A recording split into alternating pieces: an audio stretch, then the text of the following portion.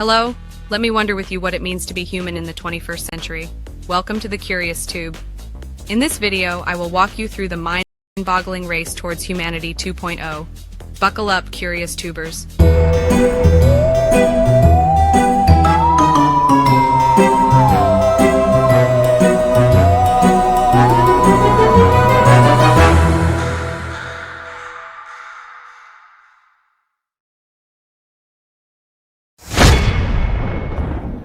Now, in the past, many tyrants and governments wanted to do it, but nobody understood biology well enough.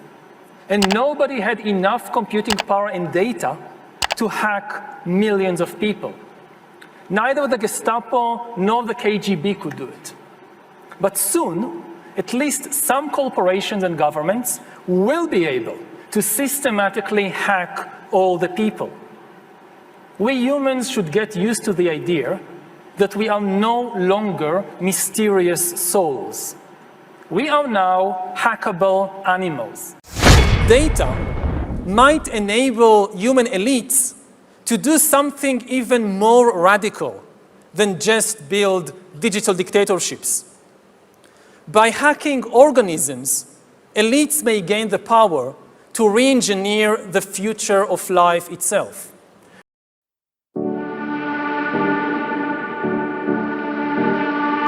The sociology professor, Steve Fuller, says we are moving away from seeing ourselves as normal humans as we increasingly embrace technological and medical advances, if we can afford them. A policy blueprint for humanity 2.0, the Converging Technologies Agenda refers to the most ambitious global science policy agenda of the early 21st century, Rocco and Bainbridge 2002A, which was produced by Mikhail Rocco and William Sims Bainbridge of the U.S. National Science Foundation, NSF, the former an engineer in charge of nanotechnology research initiatives, the latter a sociologist in charge of the social informatics unit. Their basic idea was to steer the research frontiers of a select group of cutting-edge techno-sciences so that they converge into a single unified science focused on facilitating our transition to humanity 2.0. However, the basic idea harks back to the original 19th century positivists Henri de Saint-Simon and Auguste Comte, namely, to channel the leading edge of the sciences into a master administrative science of sociology that will finally rationalize the human condition.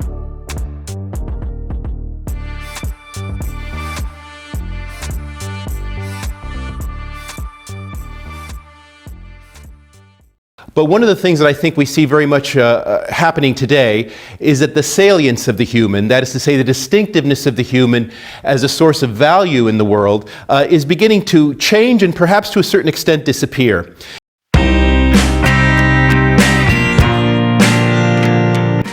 What is humanity 2.0? A good way to understand this new entity is to consider a deep ambiguity in what humane means in perennial calls for the humane treatment of animals. If it means that animals should be treated as humans are normally treated, then the charge is not very demanding. Aside from close friends and family members, we regard most people with an attitude of benign neglect, what Norman Gara's 1998 rather precisely calls the contract of mutual indifference. Such an attitude works well in a society of self-motivated individuals with reasonable resources at their disposal to achieve their ends, as envisaged by, say, Adam Smith. However, in a society lacking such initial endowments, all sorts of misery and deprivation would end up being tolerated as long as the victims remained out of sight. Notwithstanding significant pockets of welfare states and socialist regimes, today the world as a whole approximates such a state of benign neglect.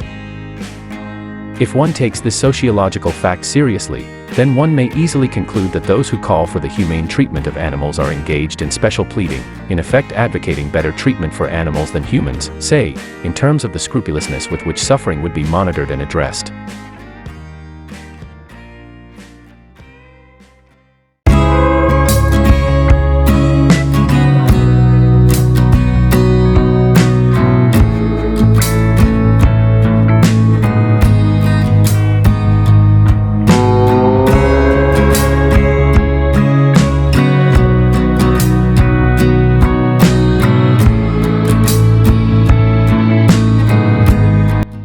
To be human is to identify both an animal and an ideal. The clearest precedent for this duplex sense of humanity is the theological discourse surrounding the person of Jesus in Christianity as both Son of Man and Son of God. However, to begin here would be to wade in at the deep end of a problem that has repeatedly if diffusely vexed the social standing of science throughout the modern period. Indeed, if one had to identify two boundary issues for the social sciences as a body of knowledge concerned with all and only human beings, they would be race and religion, that is, how we relate to our biological roots and our aspirations to transcend those roots.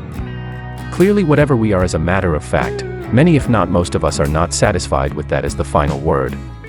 The first chapter takes this dissonance head-on. Fuller begins by laying down the main historico-philosophical markers, which still inform contemporary debates about what it means to be human.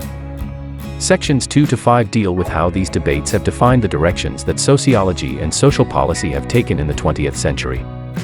Most notable is the centrality of the welfare state as a battleground for constituting humanity as a biological vis-a-vis an ideological entity, various resolutions of which may be found across the European continent, not least in the National Socialism of Germany and Scandinavia.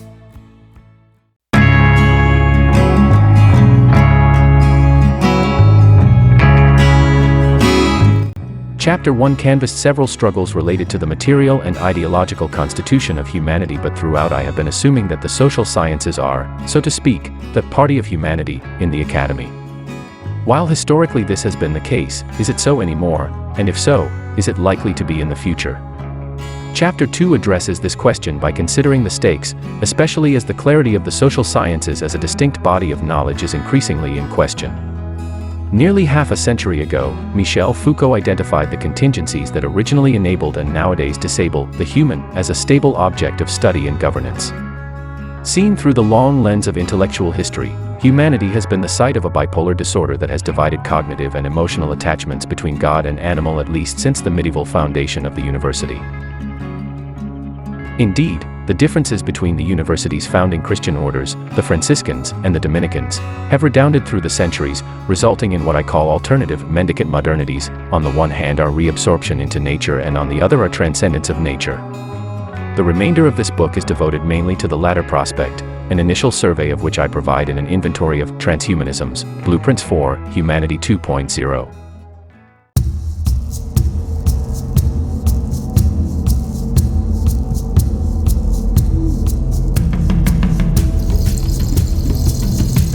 The argument of this book's concluding chapter takes literally the proposition that whatever else an enhanced humanity might be, it somehow brings us closer to a divine standpoint, in the specific sense that our properties become more like those of the Abrahamic deity.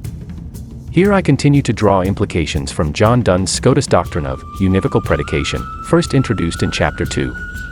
The chapter is anchored in the traditional theological barrier to our comprehension of God's ways, namely, the pervasiveness of suffering, often personified as evil. I note that modern redistributivist approaches to justice, exemplified in welfare state capitalist and socialist regimes, are best seen as secular strategies for bridging humanity's cognitive distance from God through collective action, specifically by alleviating, if not outright eliminating, suffering, and thereby possibly even completing creation. However, the strategy itself involves the recycling of evil as good, and justifies the means ethic in which both goods and harms are more equally distributed across society, in turn contributing to a sense of shared fate that otherwise might be lacking. In the third section, I explore the roots of this sensibility in the prophetic strain of the Abrahamic religions, which extols perseverance in the face of adversity. The sentiment remains even in Reverend Thomas Malthus' population theory, the intellectual antecedent of Darwin's theory of natural selection, in which all life forms, not least humans, are treated as rough drafts or experiments in the pursuit of some of higher order being that God struggles to shape out of recalcitrant matter.